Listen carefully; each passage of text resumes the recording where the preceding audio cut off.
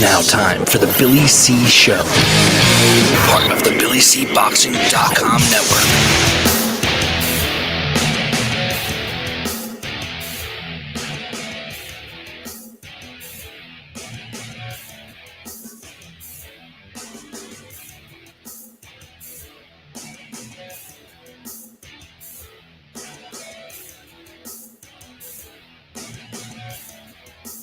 And we're coming to you live from the Billy C Studios in Lake George, New York. I'm Bill Calogero, and it's time for the Billy C Show.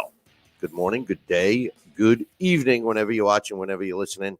I hope you're doing okay today. Today's show, She's a Being brought to you in a part by. My book, Tom Molyneux, From Bondage to Baddest Man on the Planet, is available right now where all good books are sold, including Amazon and Barnes & Noble. So get yourself a copy now. If you want one signed, reach out to me, Bill at BillyCBoxing.com. It's been, we had a week off because of Thanksgiving Turkey Day, but I wanted to cover some stuff that took place since our last show. And no, wait, there's more. I wanted to tell everyone the schedule for the remainder of this month, since the holidays are coming up, just to mark down on your calendars. Our last show of 2023 will be December 21st, and then we'll return right after the new year. So mark that down. And as usual, I'm going to ask everybody to subscribe to this channel and subscribe to our podcast. I'd appreciate it. All right, let's get going. Got a lot of stuff to talk about.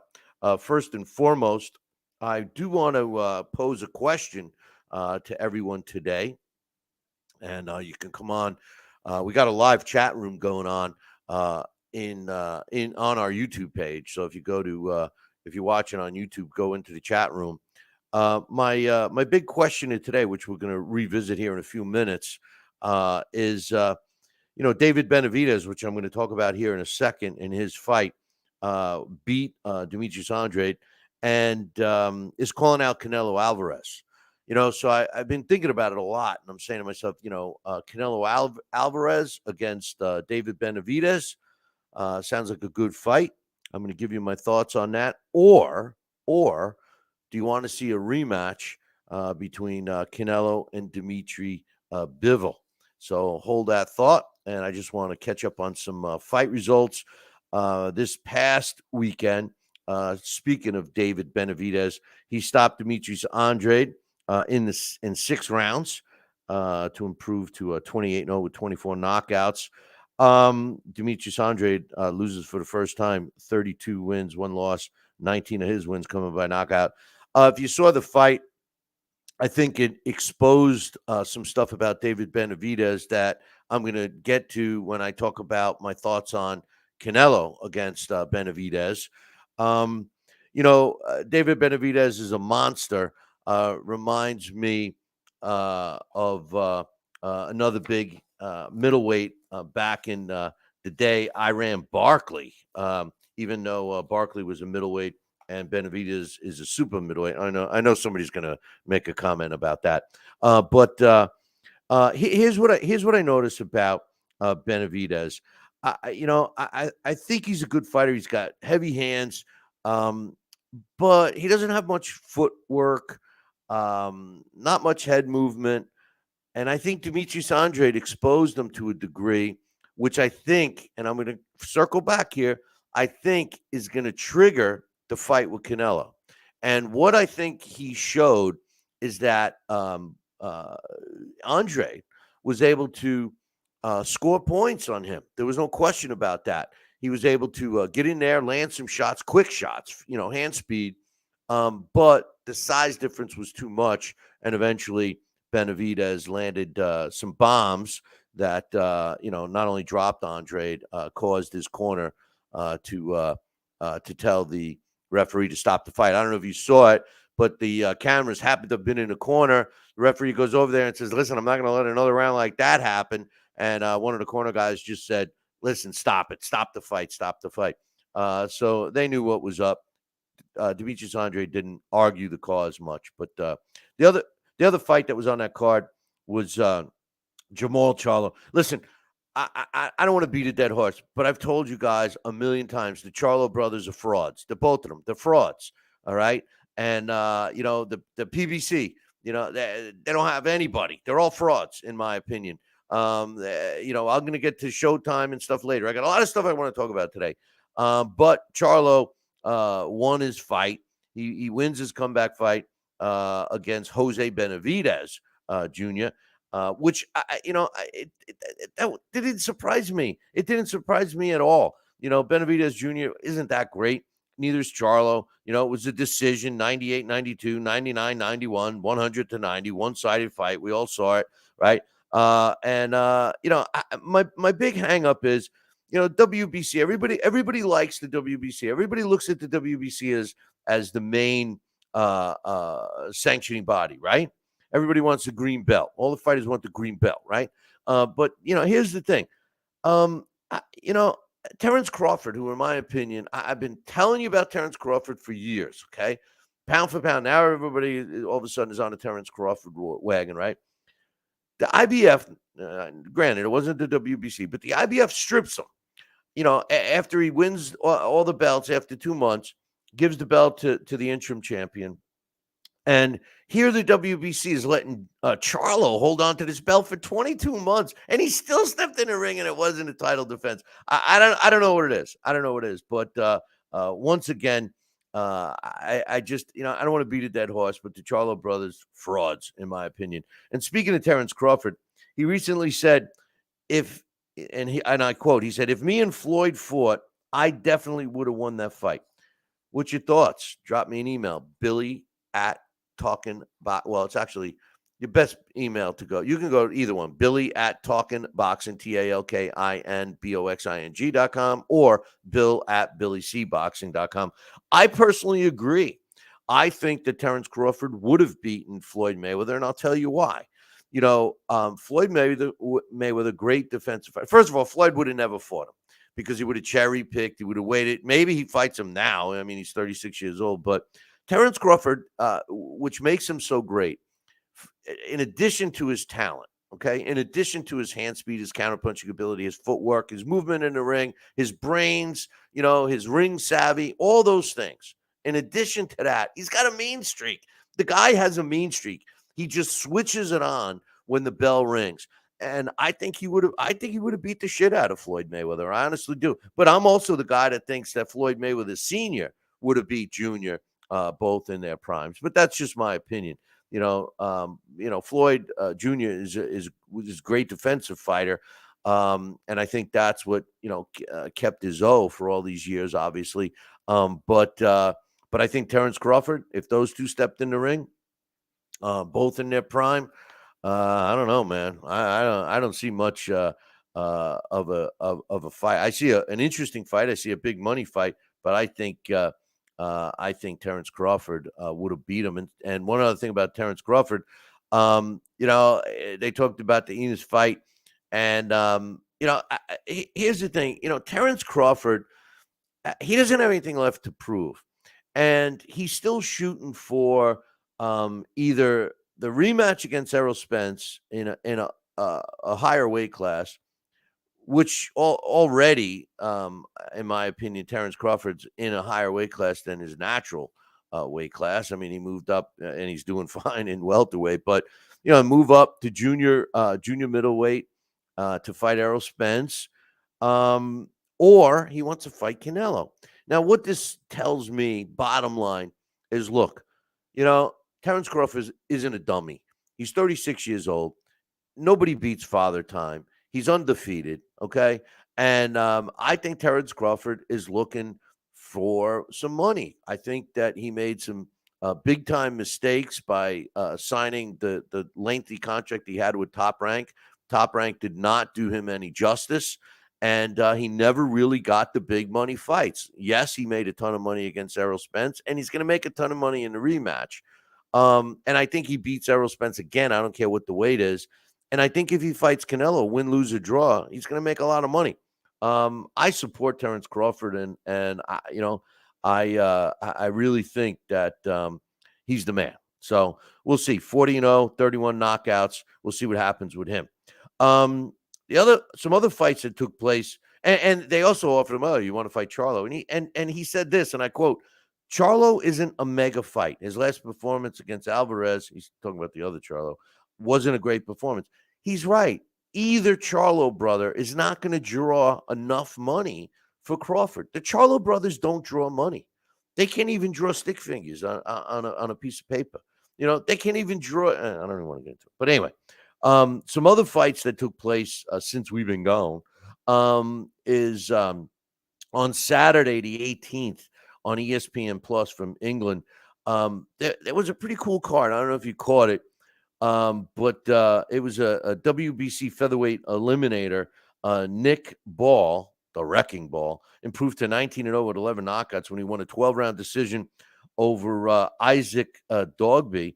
118, 109, 116, 111, 119, 108 was the way the judges score it.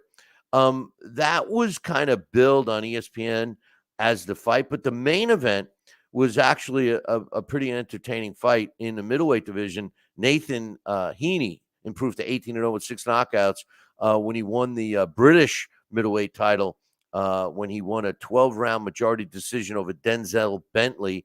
Bentley drops to 18 wins, 3 losses, 1 draw, 15 of his wins coming by knockout. The way the judges scored it was let's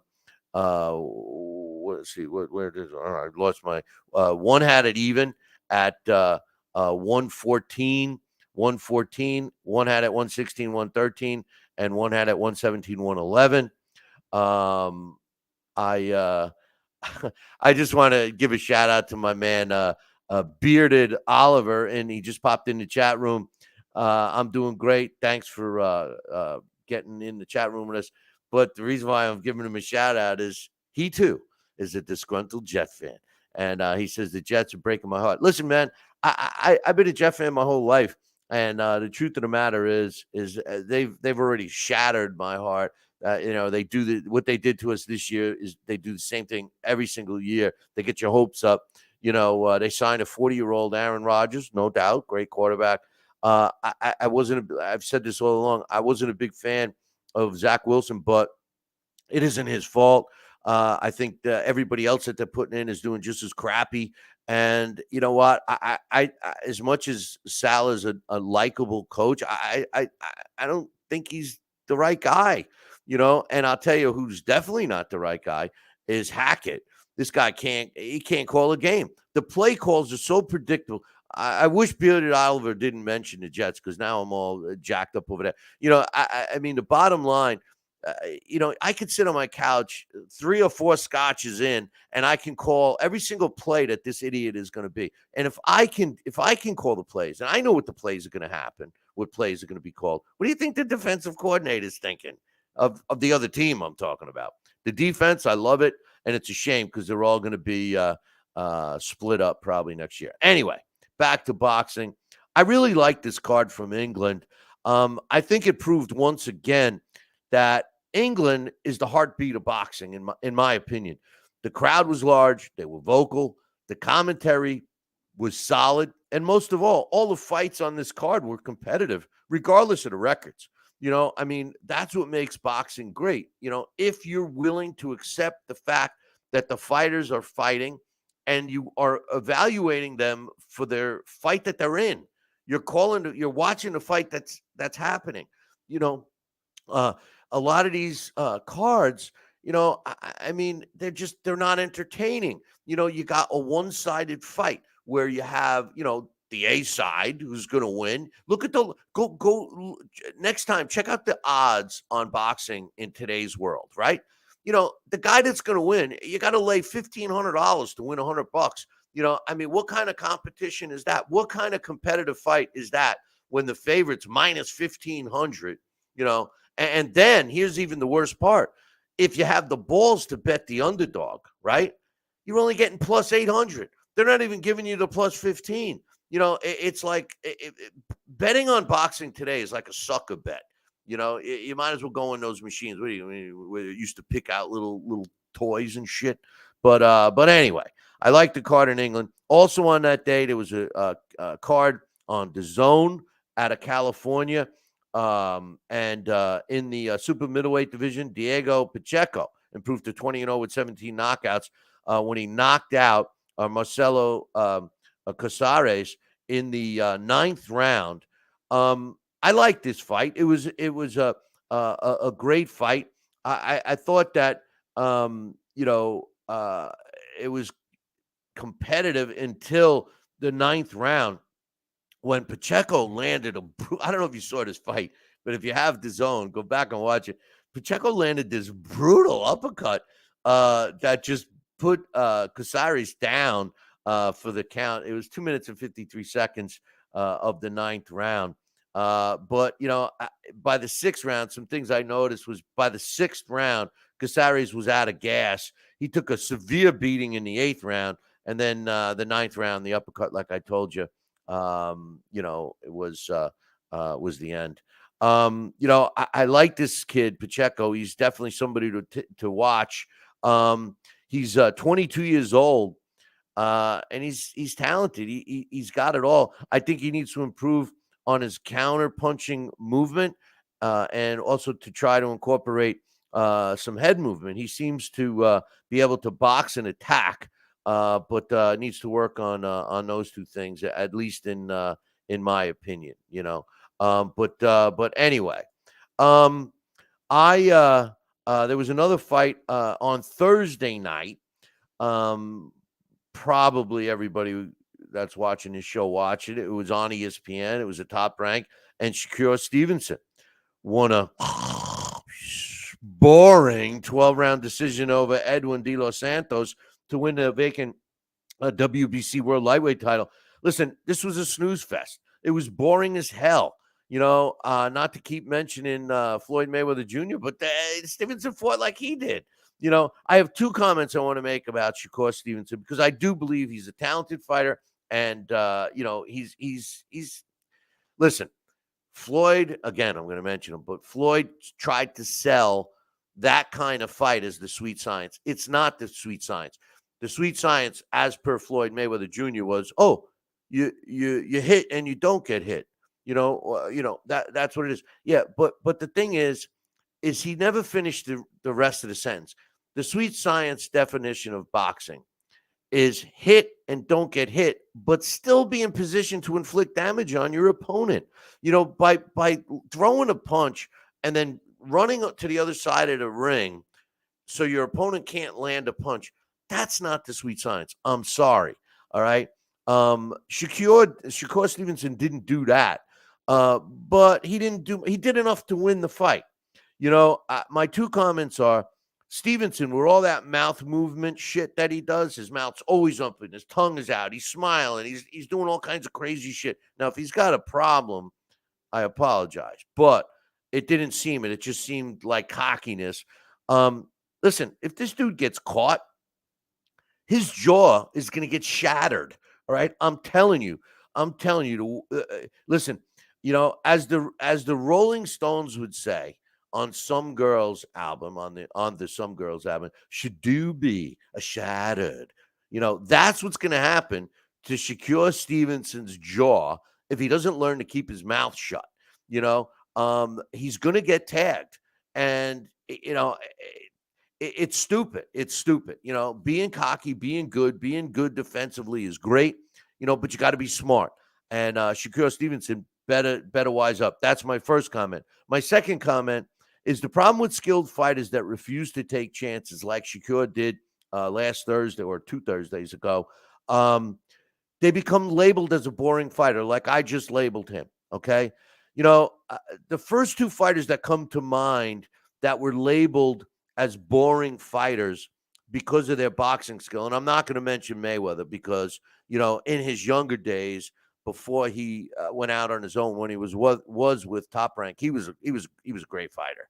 He engaged, he fought, and then he turned into Cherry Mayweather. But the two fighters that come to mind are Vladimir Klitschko, who learned how to fight smartly and became a boring fighter. But the stats show that you can make the argument that for 10 years he didn't lose a round. He just was a boring fighter.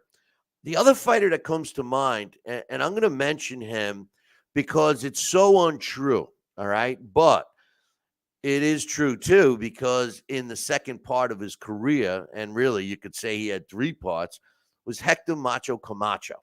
Hector Camacho, if you're not old enough to remember Hector when he first came out and hit the scene, you never got to see the real Hector Camacho.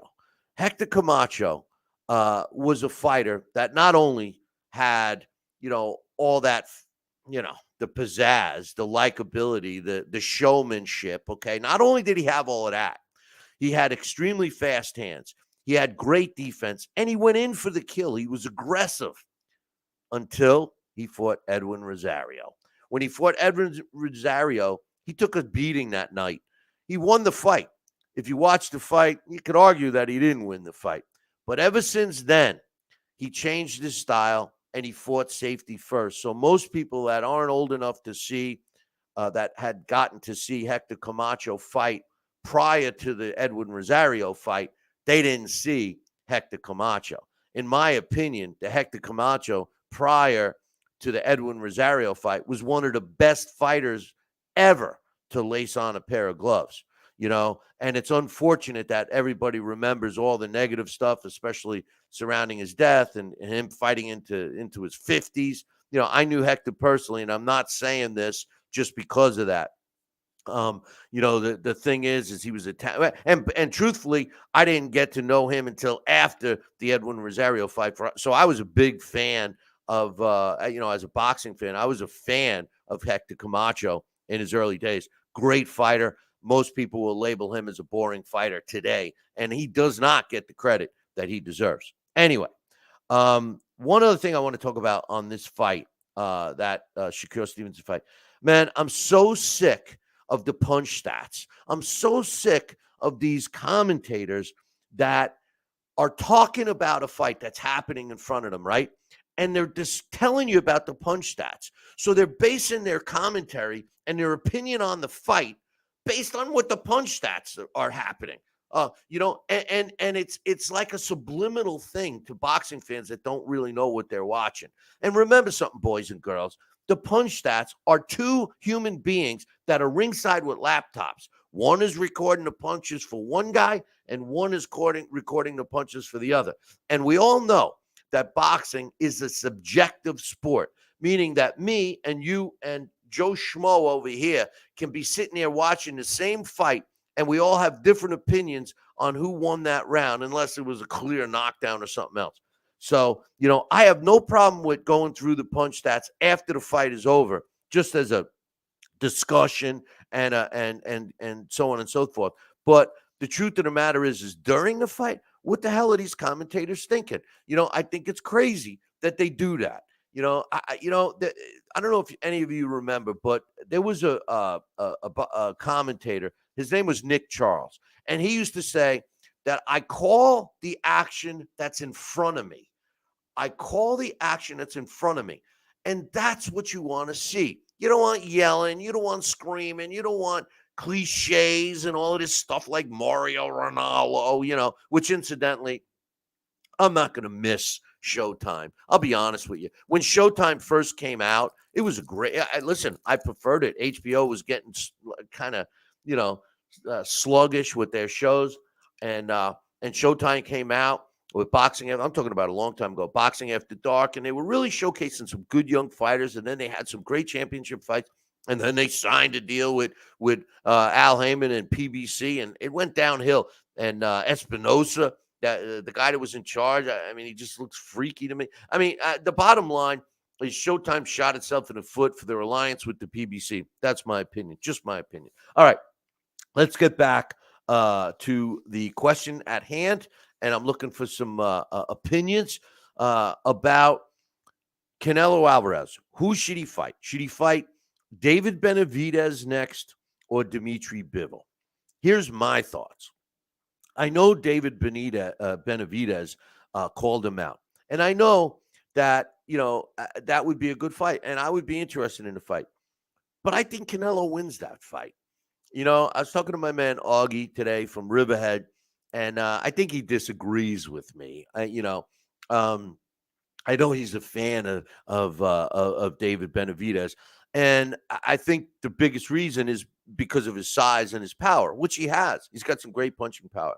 But like I said earlier in the show, Demetrius Andrade proved that a good boxer that has movement, that has some hand speed, that has some accurate punching ability, catches up with Benaidez. The difference between Demetrius Andrade and Canelo Alvarez is punching power. Demetrius Andrade moved up in weight to fight Benavidez. Benavidez is a big middle. Well, he's super middleweight. He's big for super middleweight. I think if Canelo fights Benavidez, and I honestly think that it will be a great sell. People are going to want to watch it. Benavidez will have the size advantage, of course. But I think Canelo's boxing ability will prevail. I think he wins the fight. Now hold that thought, because the other big fight I would like to see with Canelo is the rematch with Bivol. Now here's the difference. Bivol, okay, is a big guy too, but he fought in light heavyweight division, but he's really a super middleweight. So you say to yourself, well, how would Bivol do against David Benavidez? Well, if Demetrius Andrade was able to land the punches that he did, they didn't hurt Benavidez, but you could bet your bottom dollar that Dmitry Bivol, with the boxing skill that he possesses, will not only land punches, he'll put David Benavidez in some serious trouble. Now, as far as Canelo goes, whether he takes the Benavidez fight or whether he chooses a rematch with Bivol is going to tell the tale of Canelo Alvarez. And when I say that, what I mean is, in my opinion, Canelo Alvarez has fought everybody. All right, he's had some easier fights than some, but for the most part, he's challenged himself. Fighting Floyd Mayweather as early as he did was a challenge for himself. It was a smart move by Floyd Mayweather, because I think to this day, and I bet you if Floyd was honest behind closed doors, he would admit to this, that he also saw the rising of Canelo Alvarez and knew that Canelo Alvarez was going to become what he is today. And that's why he took that fight as early as he did in Canelo's career, because there was still some holes in Canelo's career. That same fight a year or two later wouldn't have had the same result. Now, with that said, Canelo Alvarez is a money-making machine, right? So you say to yourself, well, does he have anything left to prove? Is he here to make some more money just to pad his bank account? Or is it true of what he says, that he wants to go down in boxing history as one of the greatest Mexican fighters of all time? If that is true, which I believe it is, he's not going to give up the rematch with Bivol. I think that the fact that he lost to Bivol is haunting him, and he may come back and fight Bivol. Now, how did these fights go? Well, in my opinion, I think Canelo beats Benavidez, but I don't think he beats Bivol. I think Bivol is too much of a rounded fighter. Like I was telling Augie today on the phone, if Dmitry Bivol and Canelo Alvarez, I'm a big fan of Canelo. So before you start bashing me saying I'm a Canelo hater, as talented as Bivol is, I just think there's certain styles, right? There's certain styles of fights. One of my favorite all-time fighters, Mike Tyson. He fought Evander Holyfield twice, lost twice. Tyson Fury, Deontay Wilder. They fought 3 times. In my opinion, Tyson Fury won all 3. There's certain fighters that have certain styles that'll meet up with another fighter that just doesn't work for them. And I think that Canelo and Bivol is a great example. I think that if Bivol and Canelo fight 100 times, Canelo maybe wins 10. That's just my opinion. I would love to be wrong. I would love, and I would be happy for Saul Canelo Alvarez if he fights Bivol in the rematch and beats him.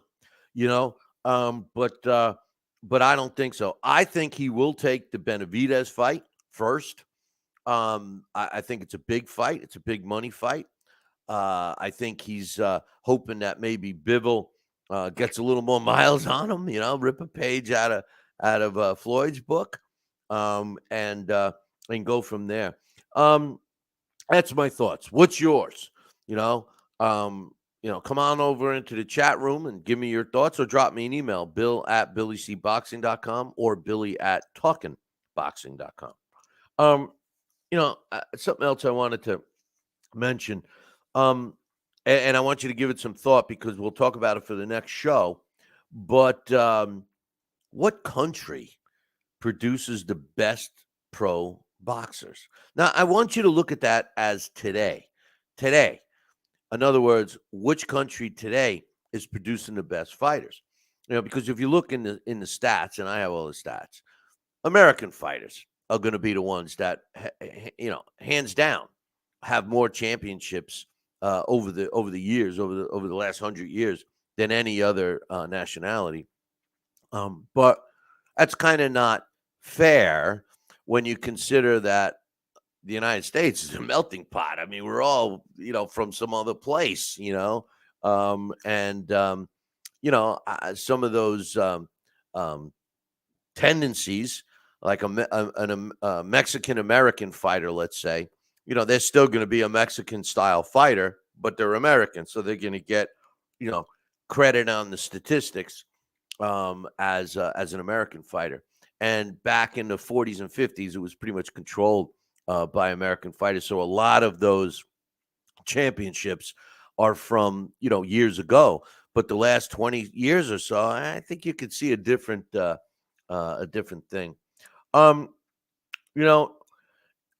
There was the last show that we had, we were talking about the potential of non-humans fighting, and I was saying, is boxing going to be extinct? And I got some emails on it, talking about different movies and stuff. But we did talk about it on the show. But I did forget one that I should have mentioned. It was a Twilight Zone episode where this was the case. The robots were fighting. It was a pretty cool episode. It was called, the episode was called Steel, Steel. It was put out in 1963. And Lee Marvin was the star of it. And what it was that the robots fought each other, right? They looked pretty human. And Lee Marvin's team couldn't afford to fix their robot. So Lee Marvin basically dressed up as a robot and fought a robot. It's a real good one. If you never saw it, punch it up on YouTube. It's called Steel. And I don't know if you ever knew this, but you see this banner behind me? That was on Law and Order. It was on an episode called Inhumane Society. And I think Ralph Macchio started it. And I had a Brooklyn Mike, a friend of mine. I haven't talked to him in several years, used to come on this show. And he's involved with sets on Law and Order and movies and stuff like that. And he gave me a call one day and said, "Hey, you got a banner?" And I was like, "Yeah, I have one." He says, "Well, I need one. We're shooting a boxing, a Law and Order that's around boxing, and if you send me a banner, I might be able to get it in the camera shot." So I called my buddy and I said, "Listen, make me up a banner real quick." And the guy made this up for me, and he shipped it, and Brooklyn Mike got it, and they set it up on the scene. And what he told me afterwards was, we started filming it, and the director's like, "Wait, stop! That sign, that Billy C. Boxing sign, it's too shiny. It's stealing the shot." So they took it back in the makeup room. This is no shit. If you look at this banner, if you can tell, it looks kind of old, right? It only did one thing. It was on Law and Order. That's it. They took it in the makeup room and they made it look old. They put all his stuff on it, so it looks all old the way it looks right now, like it's been around for 100 years. and they put it back into the episode, and sure as shit, we got a lot of feedback from that. People were calling me, going, "Hey, I was watching Law and Order last night. Was that yours on there?" I'm like, "Yeah, yeah." So it was pretty cool. And anyway, just some little stuff that I like to remind you. But anyway, big fight this weekend. Ryan Garcia. Well, I don't know how big it is, but Ryan Garcia is taking on Oscar Duarte, and I don't know if it's going to be much of a fight. Some news came out today about, or this week, I should say.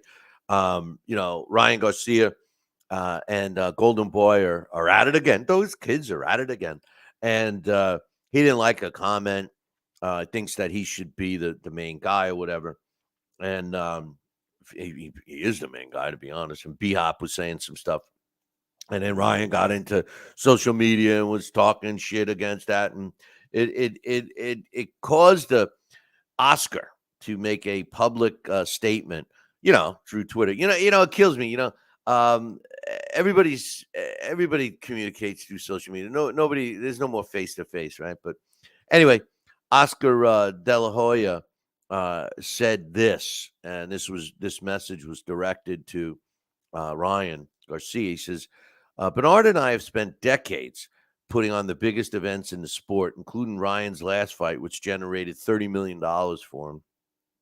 It's funny because Ryan Garcia in an interview complained that he made them something like 10 million or something. But he says, we build champions. We help them navigate their careers to the top and make them the highest paid fighters. Remember, didn't Canelo start with them? And he says, Ryan, keep focused on your craft instead of listening to some of your team's interpretations of comments that are taken out of context. Bernard and I will remain committed to taking your career to the top. I don't know if Oscar really wrote it or somebody else did for him.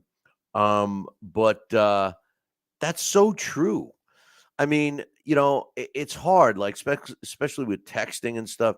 It's hard to really look at a text and I've done it myself. You look at a text and you go, "What?" They're laughing. They're doing this. You don't really know. Like, it's very easy to take something out of text. I'm not suggesting that. I'm not picking a side here at all. But Ryan Garcia has to. He is still young. 25 years old. So he needs to, keep in mind that, these guys are making money with him just as much as he's making money with them. So why wouldn't they be looking in his best interest? He's clearly not an opponent. It also came out today that he admitted that he had injured ribs in the Tank Davis fight, which, that's another thing that you learn as you get older in this sport. And, Floyd Mayweather is a great example. Floyd would never have fought a fight if he didn't feel he was 100%. When he fought Manny Pacquiao, then all of a sudden it comes out after the fight that Manny Pacquiao was injured. Well, you know what? That's Manny Pacquiao's fault for not, postponing the fight. Yeah, you piss people off. Yeah, there's all this money that you lose because you're paying for sparring and all travel and everything else. But the bottom line is, and this is where I agree with Floyd Mayweather Jr., is that, you got to be in the best physical condition when you're fighting a professional fight. Yeah, there's no doubt. You have to be 100%. And the one thing I've always given, as much as I am not a fan of Floyd, and anybody that's ever watched the show knows it, but I've always given Floyd credit for one thing. Floyd is always in shape, even today. He didn't let himself get out of shape and look like some of these other fighters do. You see them and you're like, oh my God, is that Ricky Hatton in there? Geez, but anyway, Ryan Garcia against Oscar Duarte this weekend. I believe it's on the Zone. Duarte, well, he's got a decent record. He's a power puncher, 26 wins, 1 loss, one draw, 21 of his wins coming by knockout. He's 27 years old. He's 5'9" tall, which is an inch taller than Ryan Garcia, which actually surprised me when I was doing the research on this fight. And he's got a 1 inch longer reach, 71 inch. The thing about him is the computer ranks him at number 20 in the world. Only one of the 4 major sanctioning bodies have him ranked in the top 15, and that's the WBO. They have him ranked at number 9 in the lightweight division. This fight is a junior welterweight fight. So this guy, all of his fights have been in the lightweight division. So he's moving up in weight. His only 2 fights versus good opponents was his 10-round split decision loss to Adrian Estrella back in 2019, and his stoppage win over Roger Gutierrez in 2018. But since then, his loss to Estrella, he's really fought no one. And it seems like they've positioned him for a fight just like this, a money fight. He does possess some power, again, at the lightweight division. Again, his opposition isn't that great. The computer picks this fight a 4-star, rating him as a 4-star fighter. I don't know how they come up with that rating. He's ranked number 20 in the world, but he is young. He does have a height advantage, and Ryan Garcia may be coming out in this fight to try to silence some critics. He might do some things that maybe he shouldn't. He might be open for an upset. Now, Ryan Garcia, 23 wins, 19 coming by knockout, 1 loss. He was stopped by Tank Davis in his last fight. His ranking by the computer is number 8 in the world at junior welterweight or super lightweight, whichever way you want to go. WBC has him at number 7. WBA has him at number 4. The IBF has him at number 7. And the WBA, just to throw him in there, has him at number 15. Listen, the last 4 years since 2019, this guy's fought some good competition, and he's got some wins over good fighters. He beat Jose Lopez. He stopped him in 2. He beat Romero Duno, stopped him in 1. Beat Francisco Francesca, stopped him in 1. Stopped Luke Campbell in 7. He won a 12-round decision over Emmanuel to go. Javier Fortuny, he stopped him in 6. And then he lost his last fight, 7th-round stoppage, body shot by Tank Davis. And as we learned, it was confirmed not only that night, because it's on tape with him saying that his ribs were hurt again. But he did confirm it, that he had a rib injury going into that fight. He's 25 years old, 5'8.5", 70-inch reach. Like I said, giving up just about an inch in height and an inch in reach. Look, I also think he's going to break away from Golden Boy after this fight, but we'll see. They patched it up last time. But how do I see this fight going? I see Ryan Garcia getting back on track. I do think that we may have Oscar land a couple of Oscar Duarte. That's land a few shots. But I think Ryan Garcia is going to win this fight. My gut tells me that he's going to win by stoppage. But I wouldn't be surprised if it goes the distance. But I'm predicting a stoppage win over this one.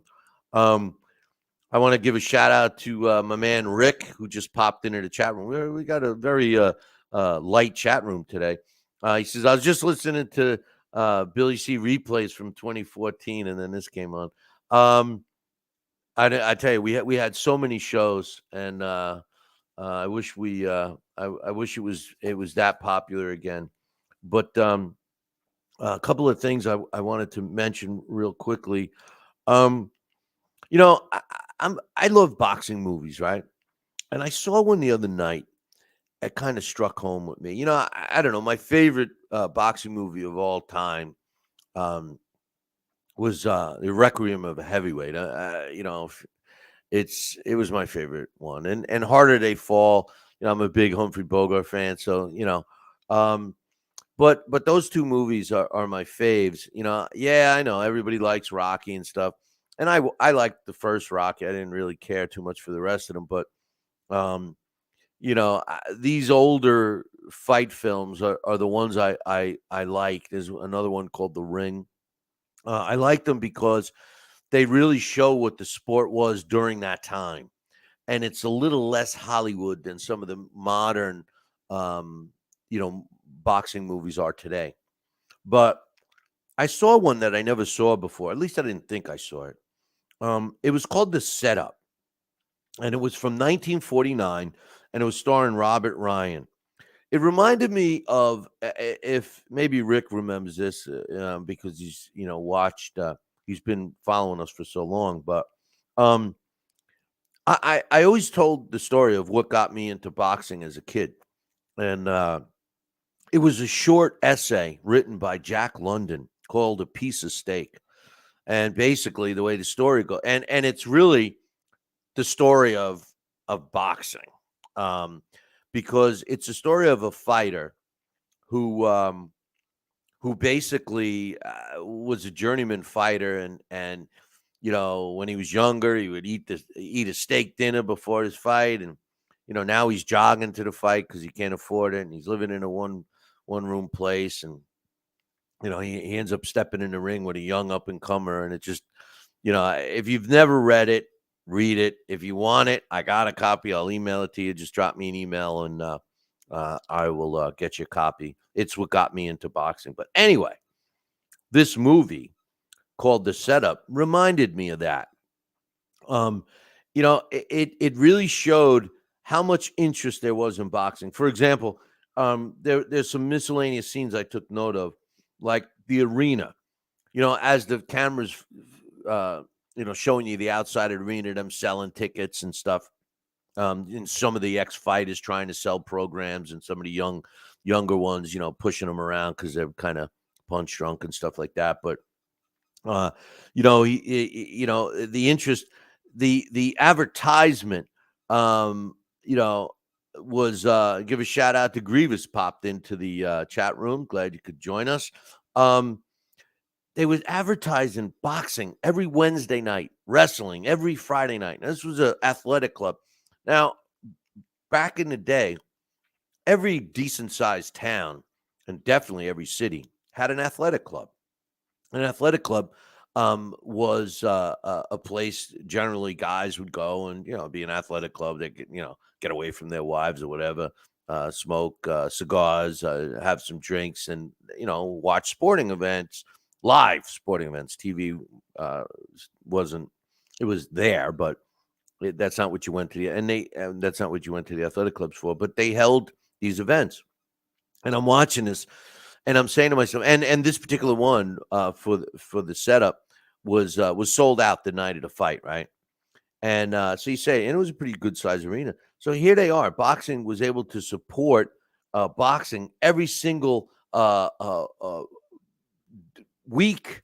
They had live boxing every Wednesday. Even wrestling every Friday. And it's selling out. I mean, in a small town. I mean, that just goes to show you, in my opinion, how popular boxing was.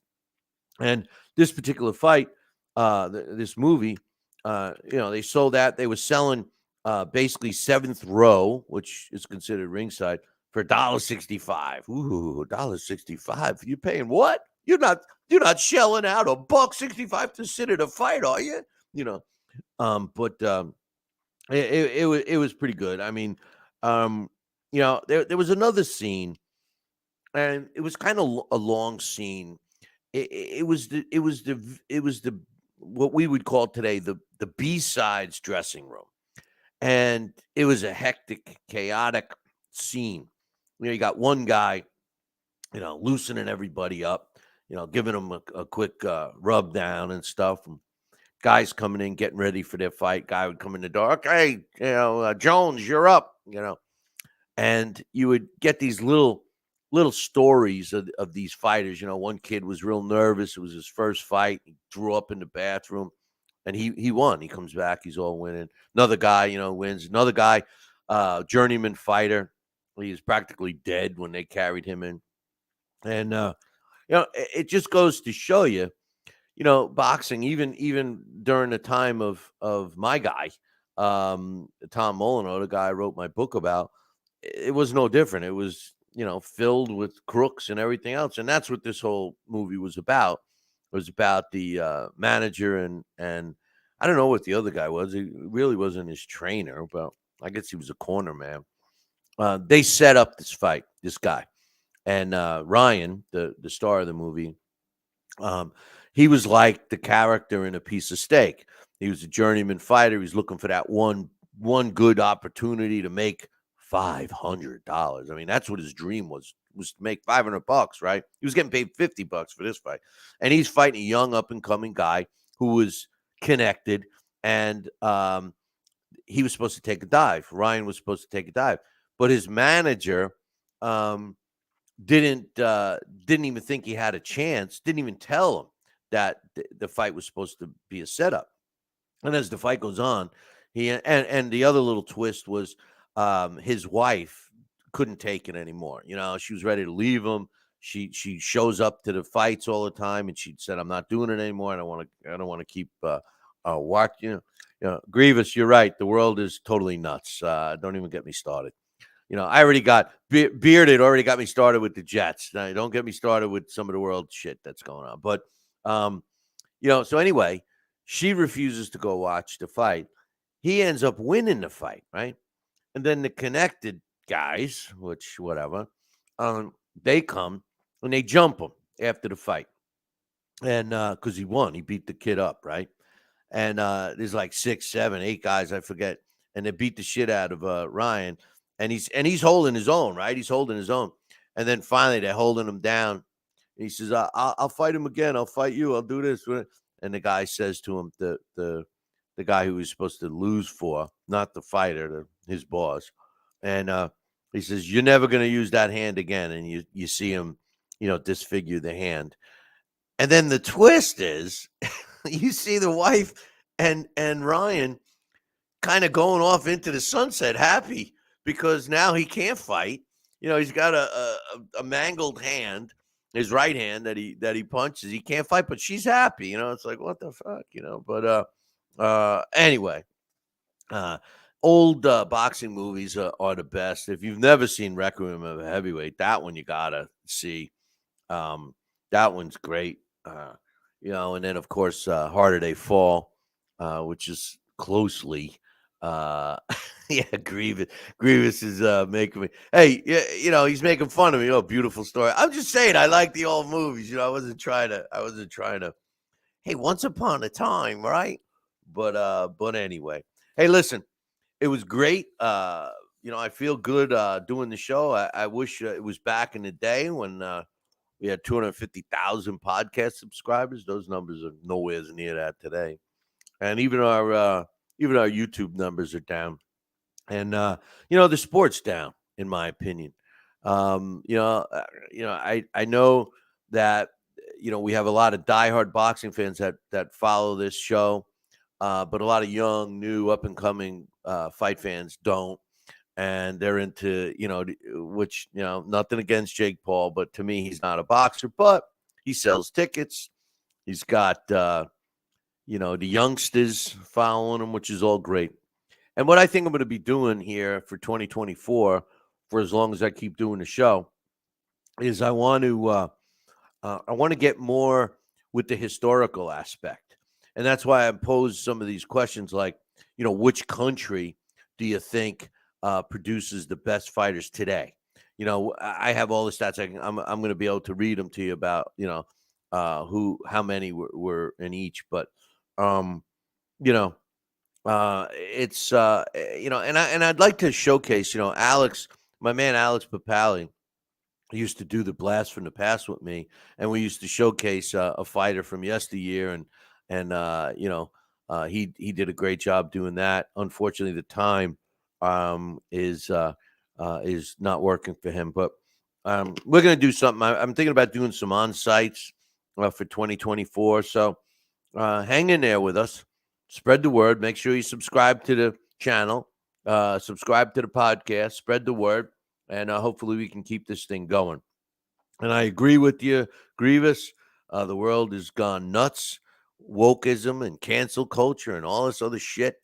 And don't even get me started with the, you get to choose whether you're a boy or a girl. I mean, please, don't get me started, Lewis. I know he's shaking his head right now, but in any event, listen. Glad you could join us.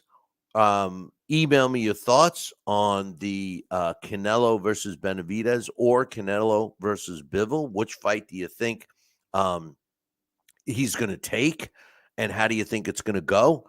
I'll read whatever we have, next week.